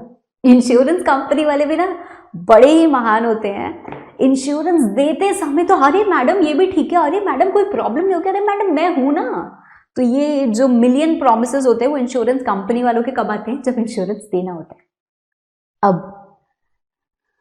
भगवान जी ने इतना मेरा साथ निभाया नहीं और ये गोडाउन में लग गई आग, सारे मोबाइल फोन्स हो गए destroy, but I was very relax and happy. आजकल ऐड आता है ना भाई इंश्योरेंस ले लो तो फिर उसके बाद टेंशन नहीं, लड्डू के टेंशन होते हैं हमें, बाइक वाइक टूटे तो टेंशन नहीं होते हैं। तो वैसे ही मेरे भी मोबाइल फ़ोन्स में आग लग गई, पर मुझे कोई टेंशन नहीं थी। आई वॉज रिलैक्स कि इंश्योरेंस कंपनी तो है ही ना, क्लेम तो मिल जाएगा। जब क्लेम की बारी आई तो इंश्योरेंस कंपनी ने कहा हाँ भाई ये मोबाइल फ़ोन किसके थे, मैंने कहा कंपनी के थे। तो आपके पास तो इंश्योरेंस है ही नहीं, मैंने कहा है ना यार, इतना इतना प्रीमियम दिया है मैंने, ये इंश्योरेंस तो मैडम आपके नाम से है ना, मोबाइल फ़ोन तो कंपनी के थे। मैंने कहा तब क्या सो रहे थे जब मैं इंश्योरेंस ले रही थी? जब मैंने इंश्योरेंस लिया था तब भी तो शिवांगी अग्रवाल नाम लिख दिया था। मैम वो तो आपने नाम लिखा तो आपको उस नाम से इंश्योरेंस मिल गया, अब आप बोल रहे हो कि ये कंपनी का था तो हम कंपनी को क्यों दें? मैंने कहा लो हो गया, क्योंकि जब ये क्लेम देंगे तब सब चीज़ वेरीफाई करेंगे, बट जब ये प्रीमियम लेंगे तो शायद कुछ भी वेरीफाई नहीं करेंगे। The whole problem here is that company की प्रॉपर्टी अलग होती है बेटा और हमारी प्रॉपर्टी अलग होती है। हम कंपनी की प्रॉपर्टी अपने नाम पे नहीं ले सकते, कंपनी की प्रॉपर्टी किसी और के नाम पे नहीं ले सकते। कंपनी की प्रॉपर्टी मतलब कंपनी के नाम पे ही लेनी है। कंपनी का कोई एसेट हो, कंपनी का कोई क्लेम हो, कंपनी की कोई इंश्योरेंस पॉलिसी हो, कुछ भी हो, हमेशा याद रखना है कि वो कंपनी के नाम पे ही होनी चाहिए। कंपनी के किसी शेयर होल्डर, डायरेक्टर वगैरह के नाम पे होगी तो नहीं चलेगा, ठीक है। So, no member can claim himself to be the owner of company's property either during its existence or winding up.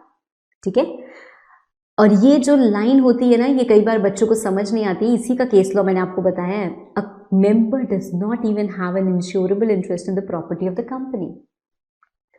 Insurance में एक क्लॉज होता है, शायद आपने पढ़ा हो, कि इंश्योरेंस आप उस प्रॉपर्टी का करा सकते हो जिसमें आपका इंश्योरेबल इंटरेस्ट हो। मतलब मैं जाके ये नहीं बोल सकती ना मुझे सड़क का इंश्योरेंस कराना है, तो भाई तुमको क्यों सड़क का इंश्योरेंस कराना है या तुमको क्यों इस ब्रिज का इंश्योरेंस कराना है? नहीं, मैं तो इस ब्रिज से ना आती जाती हूँ इसलिए मुझे कराना है, ऐसा नहीं होता, ठीक है। आपका लैपटॉप है, आपका मोबाइल फ़ोन है, आपका घर है, आपका गोडाउन है, जिसमें आपका इंटरेस्ट है उसी का आप इंश्योरेंस करा सकते हो। कंपनी की प्रॉपर्टी में आपका कोई इंटरेस्ट नहीं है। We can not establish that interest even if you say so, because company अलग हम अलग, ठीक। चलो, and a company being a body corporate can sue and be sued in its own name. Company ने धोखा दिया, कंपनी के ऊपर केस फाइल कर दो। कंपनी को किसी ने धोखा किया, कंपनी उसके ऊपर केस फाइल कर सकती है। उसके लिए एक नेचुरल पर्सन की रिक्वायरमेंट नहीं है। आर्टिफिशियल पर्सन के पास इतनी कैपेबिलिटी होती है, उसको इतना अधिकार दिया जाता है कि वो ऐसा कर सकते हैं। मेरे लैपटॉप की बैटरी जा चुकी है, so I am turning it off. चलो, अब आता है हमारा एक related concept, corporate veil. Corporate wheel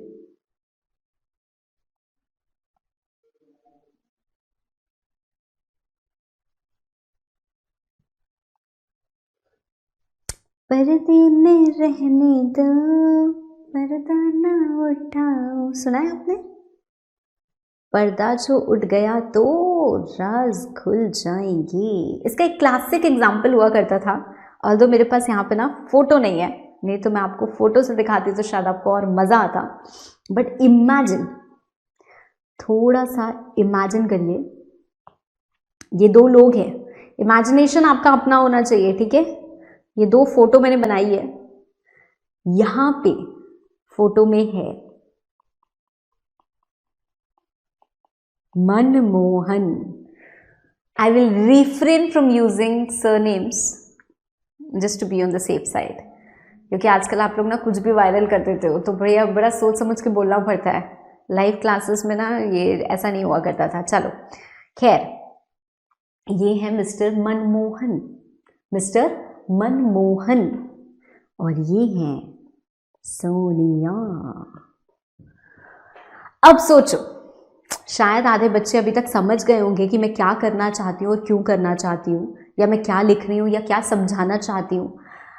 try to listen to me very carefully.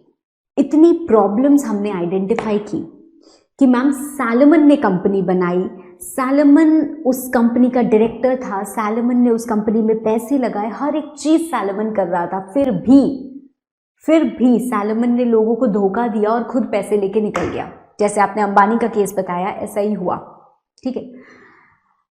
The same case, let's say हमारी कंट्री है, हमने ये दो सेपरेट लीगल एंटिटीज हुए, दो सेपरेट एंटिटीज हुए। Manmohan is the front face, जो हमें दिख रहा है कि सब चीज कर रहे हैं, ठीक है। ये किया, ये पॉलिसी लाई, ऐसा किया, ये अबॉलिश कर दिया, ये कर दिया, वो कर दिया, लेट्स से फॉर एग्जांपल कुछ भी किया, हमें क्या दिखा, ये कर रहे हैं, ठीक है। और अगर कुछ गलत होगा तो क्या हम सोनिया के पास जाएंगे कि आपने ऐसा किया? सोनिया बोलेगी मैंने क्या किया भाई, वो तो जो किया उसने किया। Do you agree with me? Same case applies to a company. भाई कंपनी है फ्रंट फेस, कंपनी कर रही है, कंपनी अलग एंटिटी है, उसके पीछे उसको कठपुतली बना के नचाने वाला कोई भी हो, उसको रास्ता दिखाने वाला, उसको चलाने वाला कोई भी हो, it doesn't matter, it absolutely doesn't matter. हमें कौन दिखेगा करने वाला? मनमोहन। हमें कौन दिखेगा करने वाला? कंपनी। और जब कंपनी कर रही है तो भाई पेनाल्टी, लायबिलिटी, सब चीज कंपनी की ही होगी। पर कई बार ऐसा होता है कि धोखे हो रहे हैं, लूप होल्स आ गए लॉ में, क्योंकि सबको दिखा रही है यार कंपनी के नाम पे ना कुछ भी कर लो, एक कंपनी खोलो, लोन लो, पैसा लो, भाग जाओ। कंपनी समझे, कंपनी की लायबिलिटी आ जाएगी, हम तो बच जाएंगे क्योंकि कंपनी अलग और हम अलग। तो बोला गया कि you can not do away like this, इतना कन्वीनियंट है, इतना इजी नहीं होगा। We do understand that there is a curtain, एक पर्दा है, किसके बीच में? कंपनी और कंपनी चलाने वालों के बीच में एक कर्टन है, एक कर्टन है, एक व्हील ऑफ इनकॉर्पोरेशन है। Okay, that the members are different from the company, the directors are different from the company, the one who runs the company is different from the company itself. So this is a wheel of incorporation which protects the members कि कोई भी liability आएगी। अगर भाई company ने annual return file नहीं किया, अगर हम अपना इनकम टैक्स रिटर्न फाइल नहीं करेंगे तो पेनाल्टी हम भरेंगे। अगर कंपनी इनकम टैक्स रिटर्न नहीं फाइल करेगी, अगर कंपनी अपना एनुअल रिटर्न नहीं फाइल करेगी, I will not go to the income tax act right now, we are discussing companies act. अगर कंपनी अपना एनुअल रिटर्न नहीं फाइल करेगी तो पेनाल्टी कंपनी भरेगी, हम नहीं भरेंगे। पर अगर आइडियली सोचो तो बेटा हो क्या रहा है, कंपनी की थोड़ी ना आंख नाक मुंह कान है कि उसको कैलेंडर देख लेगी कि अच्छा लास्ट डेट थी आज। लास्ट डेट किसको दिख रही है? कंपनी चलाने वालों को दिख रही है। गलती तो कंपनी चलाने वालों की ही है, पर हमने कहा कि ये गलती हम माफ कर देंगे, आपको लायबल नहीं ठहराएंगे। At places they are also liable of course, उनके ऊपर भी ऑफिसर इन डिफॉल्ट होते हैं तो उनके ऊपर भी बहुत सारी पेनल्टीज लगती हैं। बट अगर आपने गुनाह किया तो भाई हमें ये पर्दा उठाना पड़ेगा और देखना पड़ेगा कि सच में वो पीछे कौन है। यही है वो इंसान जो इसके पीछे रिस्पॉन्सिबल है। तो उसको हमें ढूंढना पड़ेगा और उसको हमें पेनलाइज करना पड़ेगा, उसको हमें सज़ा देनी पड़ेगी, राइट। तो जैसे हमारा पपेट शो होता है ना, जिसमें हमें दिखता नहीं है कि पपेट्स को घुमा कौन रहा है, चला कौन रहा है, वैसे ही ये पपेट्स और कुछ नहीं हमारी कंपनी है।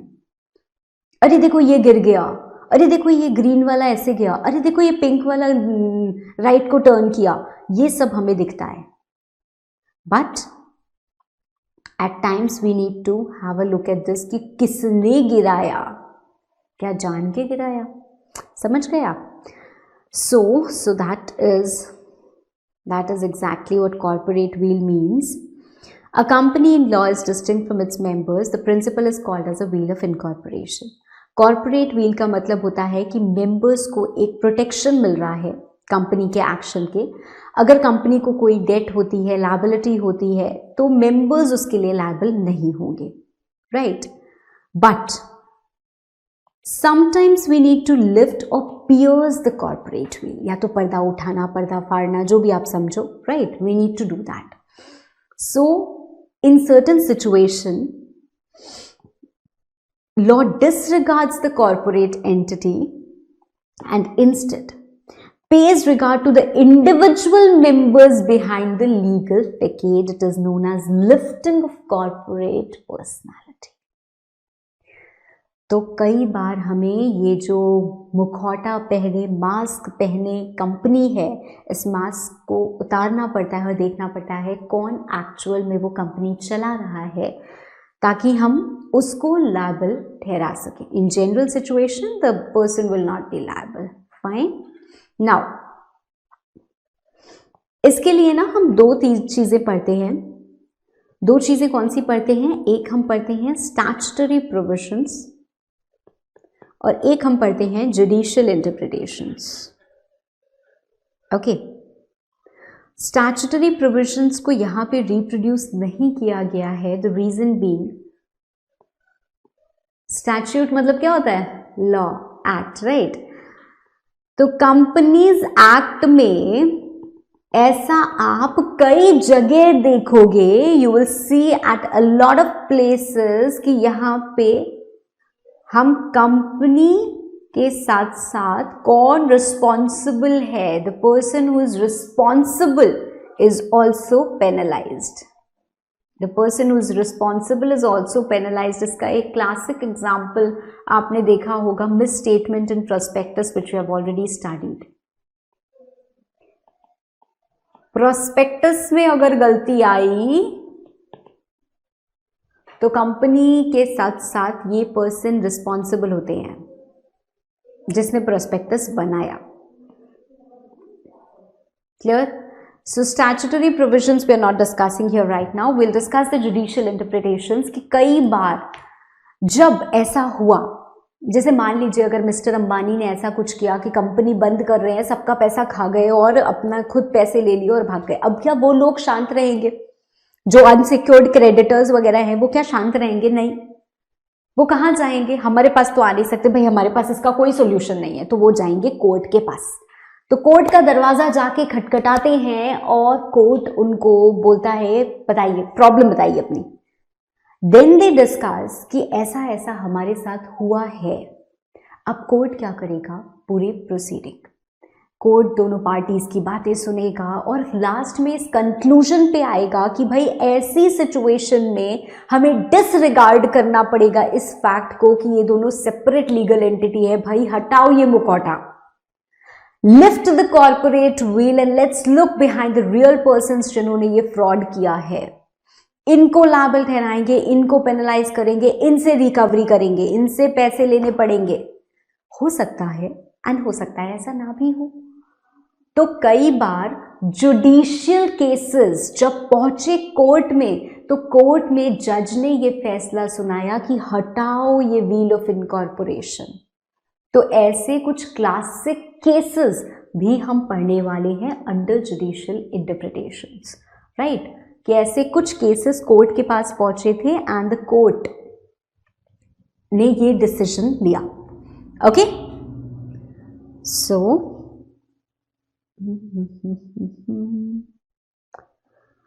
राइट, सबसे पहला, protection of revenue, protection of revenue. In certain matters concerning the law of taxes, duties and stamps, particularly where question of the controlling interest is an issue. इसका केस लॉ है हमारे पास Dinshaw, Maneckjee, Petit. I am sure आपने ये case law भी पढ़ा हुआ होगा. और यहाँ पे एक बात मैं और क्लियर कर देना चाहती हूँ. कई बार बच्चों के मन में ये आता है कि मैम क्या मुझे ये केस लॉ याद करने हैं? सो आपको ये केस लॉ याद नहीं करना है, सबसे पहली बात तो.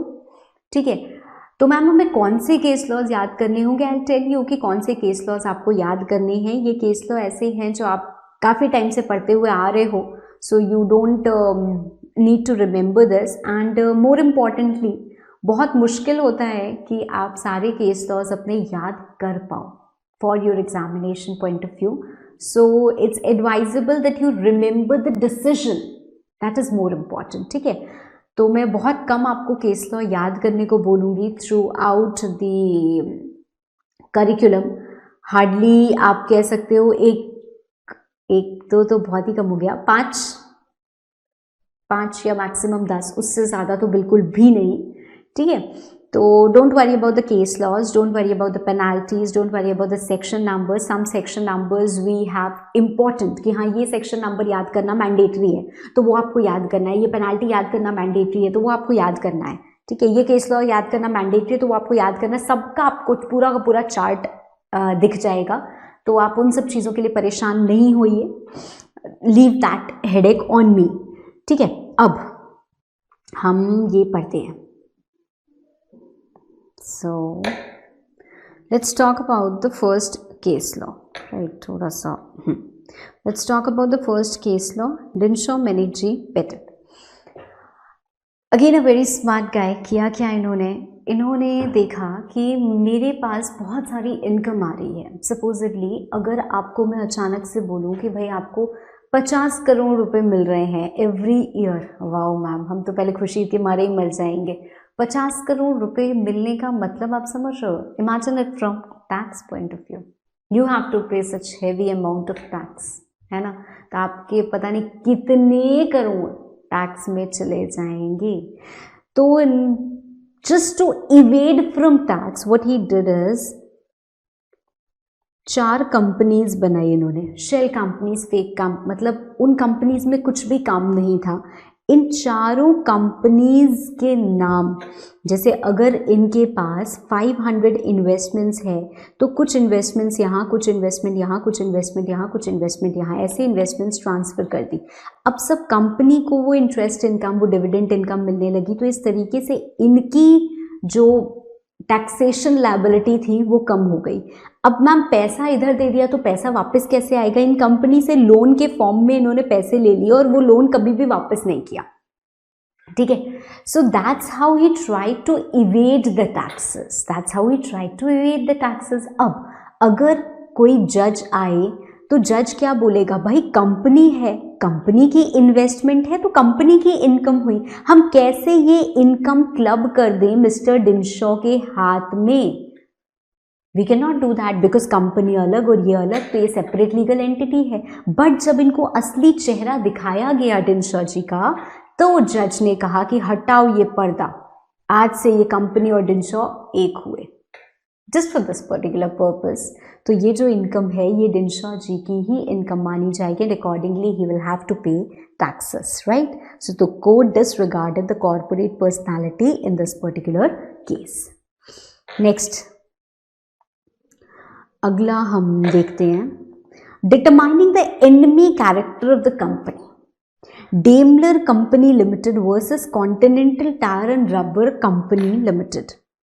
ये देखो, अब इस पर्टिकुलर केस में क्या हुआ? भाई हमारे पास एक कंपनी है और वो कंपनी बनी है इंग्लैंड में. वो कंपनी कहाँ बनी है? इंग्लैंड में बनी है. बट इसके जितने भी मेंबर्स हैं ये सारे जर्मन रेसिडेंट्स हैं. ठीक है, ये सारे क्या हो गए, जर्मन रेसिडेंट्स हो गए। मान लीजिए ये कंपनी हमारी इंग्लैंड की है, पर ये जितने भी इसके शेयर होल्डर्स हैं ये सारे क्या हो गए, जर्मन रेसिडेंट्स हो गए। ठीक है, कोई प्रॉब्लम नहीं है। प्रॉब्लम कब शुरू होती है? प्रॉब्लम शुरू होती है जब आपने इंडियन कॉन्ट्रैक्ट एक्ट में एक टर्म पढ़ा होगा वॉर, एंड इनफैक्ट एक टर्म पढ़ा होगा alien enemy. When two countries are at war, the companies or the entities of those two countries cannot enter into a contract with each other. They cannot enter into a contract with each other, right? तो problem यहाँ पे भी यही आई कि although company भले ही England की दिख रही हो, इसको चलाने वाले तो सारे के सारे जर्मन रेसिडेंट्स हैं। इसको चलाने वाले तो सारे के सारे जर्मन रेसिडेंट्स हैं। अब यहाँ की कंपनी भाई एक और मान लीजिए इंग्लैंड कंपनी से परचेज सेल का कुछ ट्रांजैक्शन करती है, तो क्या प्रॉब्लम है? प्रॉब्लम ये है कि ये जो पैसा है ये इस कंपनी के पास नहीं, ये इस जर्मन के लोगों के पास जा रहा है, which should not happen, which should not happen. तो ऐसी सिचुएशन में भी the corporate wheel is lifted, the corporate wheel is lifted. Next is Smith, Stone and Knight Limited versus Lord Mayor etc. of Birmingham. Now इस case में क्या हुआ था?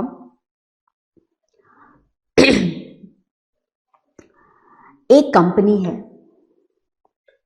इस कंपनी ने एक कोई भी फर्म वगैरह को उठाया, उसको कंपनी बनाई और अपनी सब्सिडियरी बनाई to do certain act, to do certain act. जैसे I'll take for an example,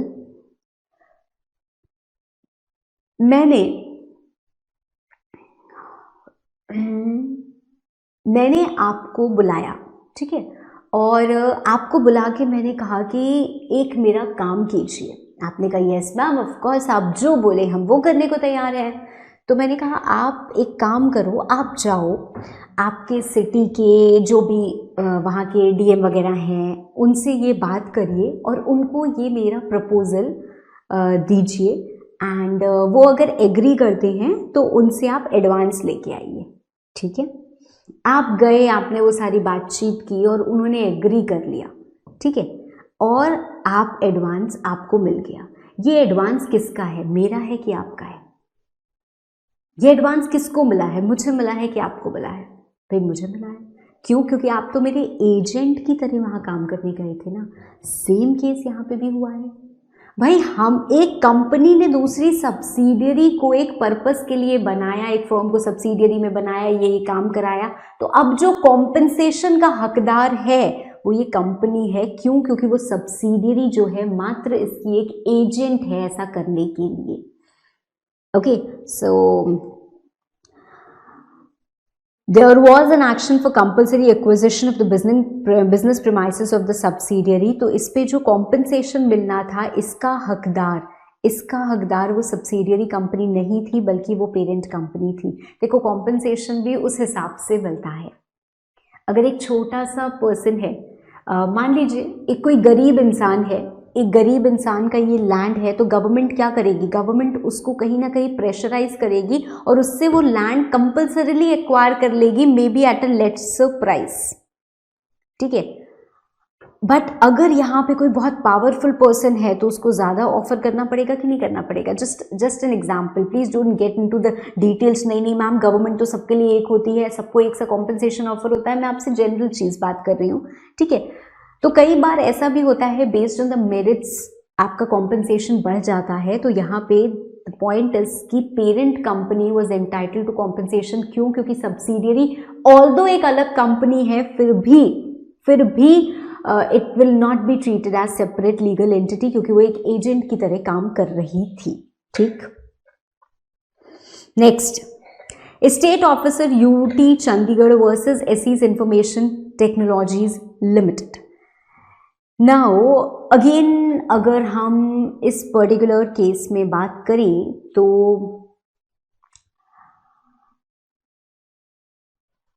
देखो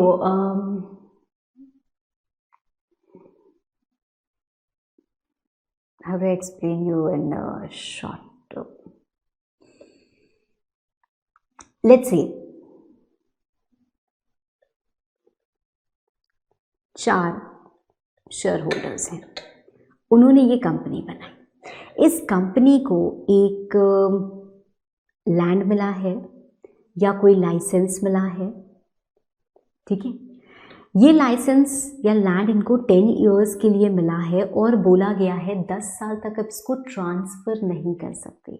मतलब ये इस कंपनी के पास ही रहेगा। This can not be transferred to anyone else. This can not be transferred to anyone else. ठीक है भाई, नहीं कर सकते तो नहीं कर सकते। अब इन शेयर होल्डर्स ने क्या किया, अपने शेयर्स को ही ट्रांसफ़र कर दिया किसी दूसरी कंपनी को। तो ये जो लैंड लाइसेंस सब चीज़ थी ये दूसरी कंपनी के पास चली गई कि नहीं? Ideally they could operate, they could do whatever they want to. तो ये प्रॉब्लम आपको नहीं लग रहा कि हो गई? ऐसी सिचुएशन में जज ने कहा कि भाई ठीक है, मेंबर्स अलग, वो जो चाहे कर लें, कंपनी अलग, पर ऐसी सिचुएशन में हम इन दोनों को एक मानेंगे और इन्होंने जो अपने शेयर्स ट्रांसफ़र किए हम मानेंगे कि ये कॉन्ट्रावेंशन है लाइसेंस ट्रांसफ़र करने का, and this can not be done. Clear? देखो मैं शॉर्ट में आपको ये सारी चीज़ें बता रही हूँ, ये सब चीज़ें आपने पहले पढ़ रखी हैं, you have studied this before, so I don't want to get into हाँ ये ऐसे वो वैसे, इतना ज़्यादा डिटेल में मैं नहीं पढ़ाऊंगी। और मैंने आपको ये भी बोला है कि you don't have to learn all these case laws, right. चलो नेक्स्ट है हमारा जोन्स वर्सेस लिपमैन। इसके लिए बस फ्रॉड, कहीं पे भी अगर फ्रॉड हो रहा है भाई, अगर आपका इंटेंशन था टू डिफ्रॉड समवन, अगर आपने कंपनी बनाई ही इसलिए है कि आप किसी को धोखा दे सके, तो फिर धोखे के केस में तो पर्दा तुरंत उठ जाता है और फिर हम एक्चुअल पर्सन को देखेंगे। And the last point over here, companies avoiding legal obligations और वेलफेयर लेजिस्लेशंस।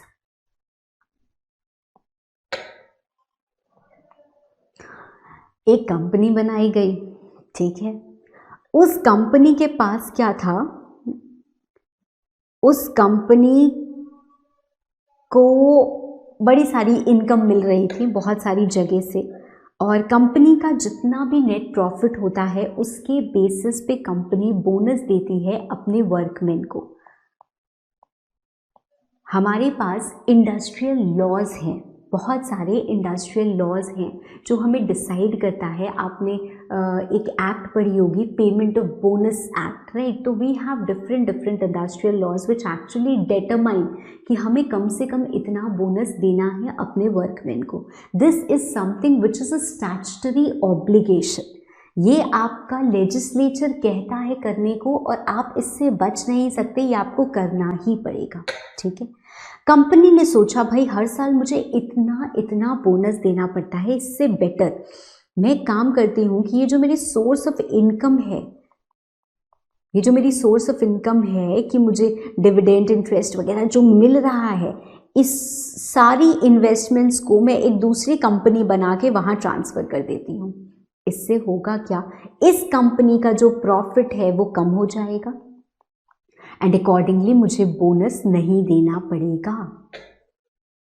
कंपनी अगर सिर्फ अपने स्टैट्यूटरी ऑब्लिगेशन, अपने लीगल ऑब्लिगेशन से बचने के लिए कंपनी बनाती है, तो हम मानेंगे ये कंपनी और ये कंपनी दोनों अलग अलग नहीं हैं, दे आर सेम। और इस कंपनी की इनकम मतलब इस कंपनी की इनकम दोनों को क्लब करो, उस पर बोनस कंप्यूट करो और वर्कमैन को दो ताकि वो वापस से खुशी से लहरा सकें। Get it? So my dear, हमने आज के क्लास में क्या क्या पढ़ा? हमने आज के क्लास में फीचर्स पढ़े, artificial person, separate legal entity, limited liability, perpetual succession, common seal, transferability of shares, capacity to be sued and sue, property in its own name. Apart from that, we also discussed corporate will, and in certain statutory provisions it may be lifted, under certain judicial interpretations it may be lifted. Judicial interpretations के हमने बहुत सारे cases पढ़े हैं कि कब कब corporate wheel lift हो सकती है। आपके लिए याद रखना क्या ज़रूरी है, रेवेन्यू को प्रोटेक्ट करने के लिए, enemy character, alien enemy determine करने के लिए। इस केस में अगर हम बात करें, when subsidiaries act as agent,